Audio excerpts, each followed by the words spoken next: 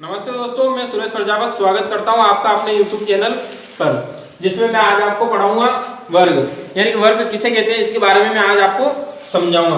तो वर्ग की परिभाषा लिख रखी है मैंने। किसी संख्या का वर्ग वह संख्या होती है जिसकी घात 2 हो, यानी कि जिस किसी संख्या की घात 2 हो वो उस संख्या का वर्ग होगी।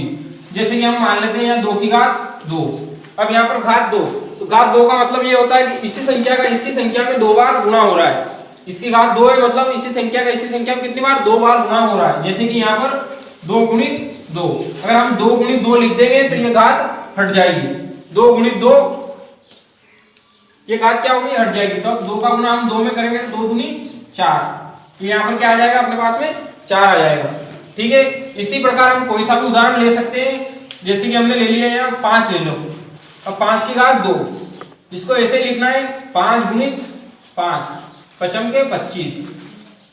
ये यानी कोई सी भी संख्या हो सकती है, कितनी बड़ी संख्या हो सकती है उसकी घात हम इस तरीके से ज्ञात कर सकते हैं। जैसे कि यहाँ 9 ले लिया तो 9 की घात 9 बराबर ये 9 की घात 2 बराबर 9 गुणित 9 बराबर 9 9 81, ये 81। तो ये 9 का वर्ग कितना हो जाएगा, 81 हो जाएगा। अगर हमें कोई पूछ ले कि 9 का वर्ग कितना होगा तो 9 का वर्ग कितना होगा, 81 होगा। ये इस तरीके से हम निकाल के उसे बता सकते हैं। दोस्तों इसकी इस वर्ग की दूसरी परिभाषा ये है, अगर आपको ये थोड़ी कठिन लगे तो इसे मैं समझा देता हूँ। इससे आप कर सकते हो किसी प्राकृत संख्या m को, यानी कि कोई भी बड़ी संख्या है जैसे कि ये 81 है, m को n स्क्वायर के रूप में व्यक्त किया जाता है। n स्क्वायर के रूप में क्या किया जाता है, व्यक्त किया जाता है।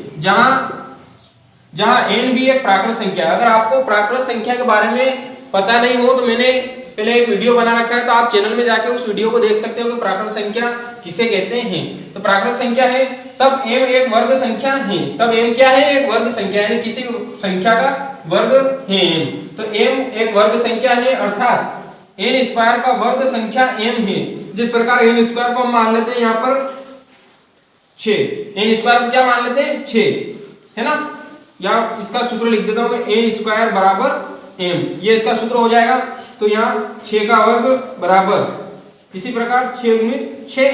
हमें पता है कि जिस संख्या की घात 2 हो मतलब उसी संख्या को उसी संख्या में 2 बार गुणा हो रहा है। तो यहाँ 6 का गुणा 2 बार हो रहा है, 6 36, ये अपना क्या हो जाएगा, आंसर हो जाएगा। तो ये परिभाषा इस तरीके से है। दोस्तों आगे और बताऊंगा मैं अभी आपको। हाँ दोस्तों, अब अगला टॉपिक है, ये दूसरा टॉपिक है, इसमें वर्ग संख्याओं की पहचान। हम वर्ग संख्याओं की पहचान कैसे करेंगे, इसे हम सभी वर्ग संख्याओं के अंत में इकाई का अंक के स्थान पर 0 हो सकता है, 1 4 5 6 या 9 ये संख्या होती है। वो संख्या क्या होती है, पूर्ण वर्ग होती है। लेकिन ये बात भी है कि ये सभी संख्याएं अगर कोई ऐसी भी हो सकती है कि पूर्ण वर्ग नहीं भी होती है, लेकिन कंप्लीट बात यह है कि ये पूर्ण वर्ग संख्या होती है। जैसे कि हम मान लेते हैं 2 गुणित 2, है ना, ये 2 का वर्ग है बराबर 4, ये इसमें 4 आ गए। इसी प्रकार 5 का वर्ग 25, फिर 6 का वर्ग 36, 7 का वर्ग गुण 50, इसके बाद में 8 का वर्ग 64, इसके बाद में 9 का वर्ग 81, 10 का वर्ग 100। देख लो 0 आ गया, 1 आ गया, इसके बाद में 4 आ गया, 5 आ गए, 6 भी आ गए और ये 9 भी आ गए। तो ये संख्या क्या है, पूर्ण वर्ग संख्या है। अगर इनको छोड़कर, इन संख्याओं को छोड़कर, जैसे 2 3 7 8 ये संख्या आ जाए वो पूर्ण वर्ग संख्या कभी नहीं होती है। जैसे कि 27 मान लेते हैं। अब 27 ये जैसे कि 3 गुणित 3, अब डायरेक्ट 9 होंगे।